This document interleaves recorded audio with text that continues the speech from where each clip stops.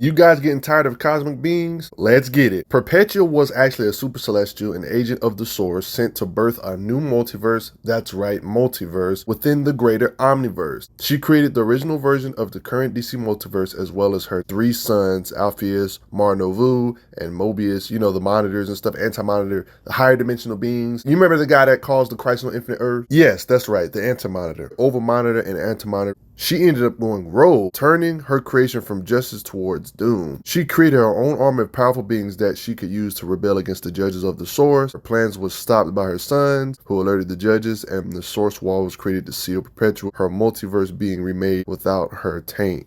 That awkward moment when a being that created the current multiverse went rogue and other high dimensional beings that are related to her have to take her on. Before I go any farther, thank you all that have donated to the channel. Appreciate it a lot. Let's not even waste no more time to see how powerful this super celestial is. This is the good way to explain it. She created the first iteration of the DC multiverse in a three-part form: positive, dark, and antimatter realities. It even states here, I have created our multiverse in a classic tripartite form, three realms made out of the three basic forms of matter: dark matter rich with potential, positive matter firm and constant, and antimatter all destroying and corrosive. I have created you three to monitor each of these realms. She even created the higher dimensional beings known as Mobius. I call you Alpheus. I set you to the work in the dark beneath creation. You will be a mighty world forger and populate all that is and will ever be. I call you Mar-Novu. You will monitor the universes that rise into your world. You will see their development and prevent any crisis that may arise between them. And Mobius shall be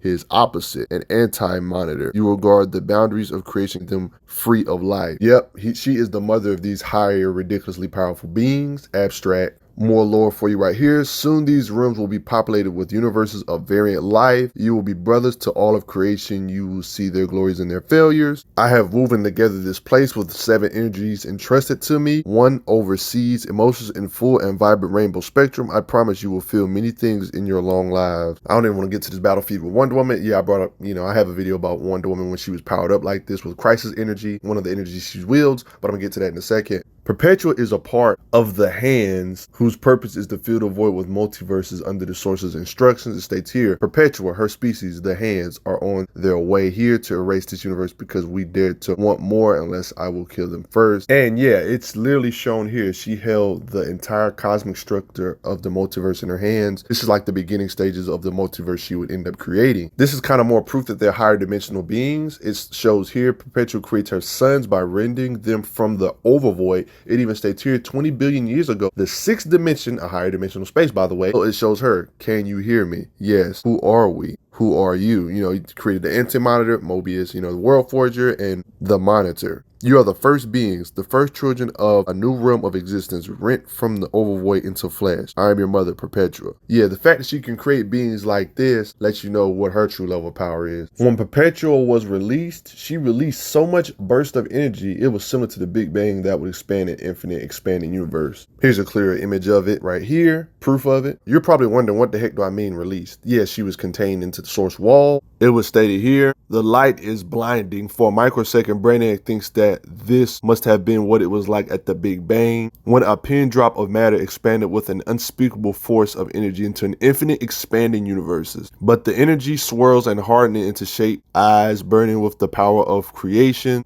Perpetua. No being more feared. Just to give you an idea of her power, Brainiac and the Legion of Doom used Perpetua's energy to set her own self free and destroyed the source wall in the process. Even though they are the one using her energy, it was the fact that that's her energy that's able to do all of that. Is what makes it impressive at the end of the day. It even states here the source wall is going to explode. Matter of fact, it was so bad when the source wall exploded and she was free, the entirety of creation noticed the tremors and noticed the effect to the universe. Like, she's a big threat to everybody. It was worthy of the notice. It even states here, the death of the source wall echoes in the souls of all those present. Even dimensions that are higher dimensional can feel the presence. New Genesis and Apocalypse. New Genesis and Apocalypse are gone, he said. Earth felt the tremors, a Swamp Thing, and the freaking Spectre even felt it. He's over here being in heaven.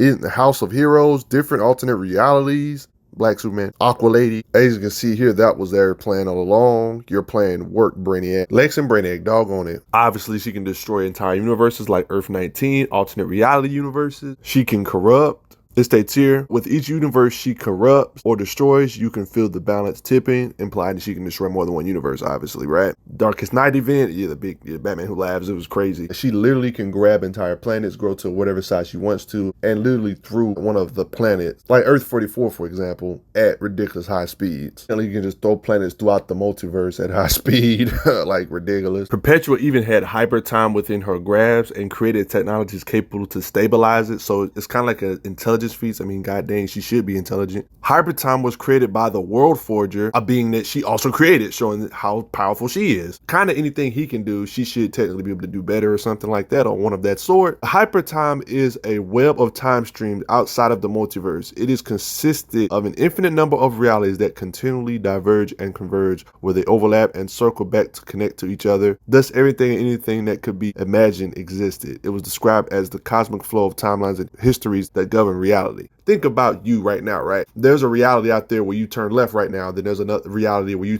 look up right now. And then there's a reality of you ignoring everything I'm saying, and then there's a reality of you never seeing my channel. Like, it just goes on infinite. You know what I'm saying? That's how that works. Hypertime. She created something that created the flow of time. Like, it has to be a higher dimensional being to do something like that. However, throughout this big event with the Batman Who Laughs and stuff, she ended up breaking Hypertime thanks to her actions and stuff. Echoes of what this Perpetua has done, Justice Doom, or it was the last straw. Hypertime is broken. There was a big war, you know what I mean? When Perpetua got released, the New Gods actually teamed up with the Justice League to seal the breach because the threat was that big. The effort failed. Some great power, aka Perpetua's power, released a power that immediately began to unform the New Gods. Yeah, she's even a threat for the New Gods, and the New Gods exist outside of space and time, guys, just to let you guys know. This is where the New Gods are, outside of the multiverse. Yet Perpetua's power was making them be able to feel it, even though they are technically higher dimensional, like their New Gods true form, that is. Of course, not their 3D forms. You know, if that makes sense. A little confusing. DC Avatar stuff, true form stuff. You already know I mention this in all my videos with Darkseid and Orion. Like, just imagine all your favorite characters from different Earths or etc. are just lower dimensional drawings in a book compared to Perpetua, right? Her durability and stuff, etc. seems to match up with her creation levels of abilities, her blast power, and etc. There was one point the Darkest Night got so powerful it stated here, reality quakes in response to its new dark god recently bestowed with night omnipotence. Every living being feels it from one end of the universe to the other. Refugees from the shattered multiverse tremble in each other's arms. They had thought that retreat to Earth Zero meant they were safe, not necessarily, but they stayed here, but now they see there's no safe place left in creation. At the end of time, Rip Hunter watches the lights of Hypertime burn out one by one. As possibilities die around him, the end is imminent. There is no time left. Just the timeline in general is just in danger. In the spirit of the gods, the last great powers shudder at this new god's might. But even after stating all of this about the Darkest Night, they stated, Perpetua, mother of the multiverse, they stated they want to believe he can still be stopped, but there remains only one who could rival his power. That was the narration stating that about Perpetua. There was a point where the Batman Who Laughs was causing havoc. He was getting so many power-ups, and even one of the power-ups he got, after absorbing the energy of every crisis in history, that's how he became this strong to be able to fight Perpetua. When it comes to her raw power, she's too strong for her children, even working together when she went rogue, obviously. Let me go back to the battle with the Darkest Night. Perpetua did fight the Darkest Night. It even states the battle rages across every facet of reality, higher dimensional beings, I try to tell you, drawing the attention of all those powerful enough to bear witness. They state here, few notice the surge of alien energy that rips through the fabric of space-time, not from the bleed, but from the oval void. As Earth sits in greater universe, which itself sits a greater multiverse, this dying multiverse sits in an even greater omniverse, and it has been watching. They're literally punching each other with planets. Oversimplification right here, they state these two Omega-class cosmic entities could collapse the entire system. That's an oversimplification, obviously. Too much freaking power. They were even threatening the bleed space with their fight. Oh, and did I fail to mention that all this current event stuff with Perpetua is her in a weakened state? You're probably like, what? And she's still superior to her 3 children in a weakened state. Feats like this, like I showed earlier, was back in the day. Like, this is back in the day when she was at her full power, but when she got sealed in the Source Wall and then came out to fight everybody in the Darkest Night, all of this was a weakened state, and she was still superior, letting you know how much she's literally above stated here from the 6th and highest plane of existence. Mother of everything stirred from within. Perpetua wields crisis energy, which is basically everything. They stay here. Crisis energy, anti-life, chaos magic, the forces of doom, all power that disrupts, that takes instead of gives, power based in selfishness, greed, predation. Crisis energy looks to shatter connection and make only one moment important. She's like the ultimate energy manipulator. Like, you're literally reading this right. Crisis energy, anti-life, anti-life equation. She has that much control over all the major energies. So you can kind of get an idea of how strong she is based on her own children, what they can do. She should be able to do as well when it comes to blast power or just raw power in general. Remember that brothers AntiMonitor and Monitor can stalemate each other, and on his death, supposedly, out of his very being was created a netherverse, one which has temporarily absorbed your two universes. And never forget that he's a literal direct fragment from the overvoid created by Perpetua, which is basically the white canvas that the writers draw on. All the stories come from. Like, it's almost like our dimension is above them, right? Because we're real and they're not. But think of it like that. Like, we're writing these fictional stories on a paper or pen or something, or paint or drawing or coloring. They are a direct fragment of the overvoid, the Monitor and Mobius and the World Forager. All of them are drawn from this white canvas that the writers from the comics draw on, if that makes sense. Remember that the AntiMonitor caused an antimatter wave that destroyed all of reality, destroying infinite universes. I'm just letting you know, Perpetua are above these same beings that can do crazy stuff like this. When he absorbed the antimatter universe, which is, you know, his universe, he became more powerful than ever, to the point where he even stole the hero's life energy in the process. So throughout this fight, he's gotten more powerful and powerful. During the first Crisis on Infinite Earths event, by the way, this is Perpetua. Perpetua created the AntiMonitor, by the way. Just letting you guys know, just reminding you. The AntiMonitor got so powerful, he was able to battle the freaking Spectre, a higher dimensional multiversal being. Yeah, and Perpetua made AntiMonitor. Just let that sink in for a second. This is how Mixie explains it here. She exists in the highest plane of reality in DC. Even characters like Mixie can't exist there, so that means Perpetua is above even Mixie, a 5-dimensional being.